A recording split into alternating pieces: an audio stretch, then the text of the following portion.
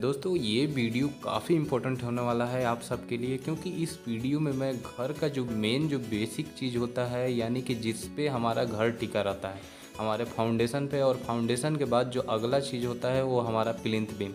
तो घर आप कैसा भी घर बनाएं, चाहे 1 मंजिल का या 2 मंजिल का, 3 4 5 जितना भी, आपको सबसे पहला काम क्या होता है कि फाउंडेशन से जब आप मिट्टी भर के और जब आप ग्राउंड लेवल पे आते हैं तो वहाँ आपको प्लिंथ बीम देना बहुत ज़रूरी होता है। प्लिंथ बीम देने से फ़ायदा ये होता है कि वो हमारे पूरे पिलर को, जितने भी हमारे घर में पिलर यानी कॉलम यूज किए गए हैं, सबको वो जोड़ कर रखता है,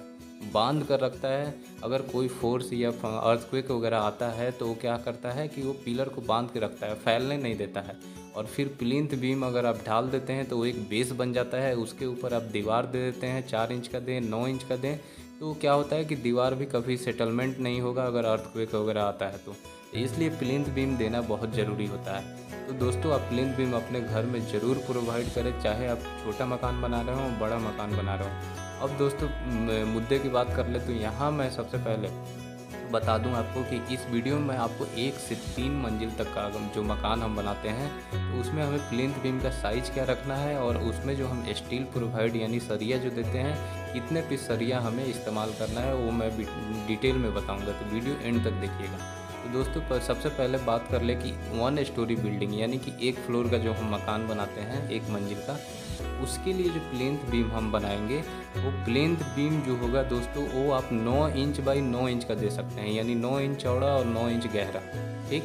9 इंच बाई 9 इंच का प्लिंथ बीम आपको देना है। और 1 मंजिल के मकान में आपको जो प्लिंथ बीम में सरिया इस्तेमाल करना है वो 12 mm का 4 सरिया कम से कम इस्तेमाल करना है। दोस्तों ये याद रखें कि जो आपको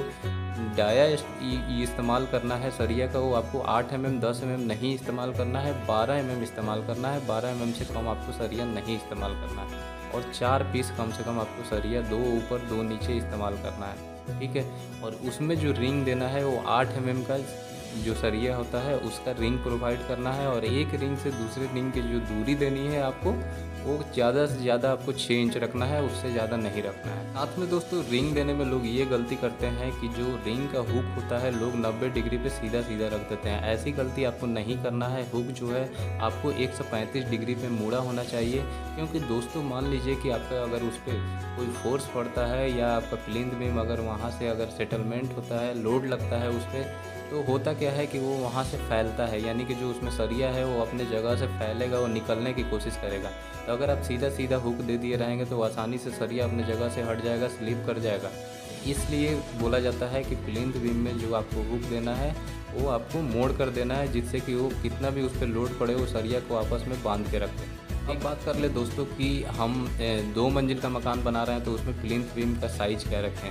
तो 2 मंजिल का अगर आप मकान बना रहे हैं और मान लीजिए कि आपका एक पिलर से दूसरे पिलर की 15 फीट से ज़्यादा है, तो फिर आप एक काम करें कि उस जगह पे जो प्लिंथ बीम का आप साइज़ रखें वो 9 इंच बाई यानी 9 इंच चौड़ा और 12 इंच गहरा देना है। ठीक, और उसमें जो सरिया इस्तेमाल करना है वो आपको 2 सरिया ऊपर 12 mm का और 3 सरिया नीचे 12 mm का इस्तेमाल करना है। और उसमें भी जो रिंग देना है वो 8 mm सरिया का देना है, और एक रिंग से दूसरे रिंग की दूरी भी आपको जो रखनी है वो आपको 6 इंच की रखनी है, उससे ज़्यादा नहीं रखनी है।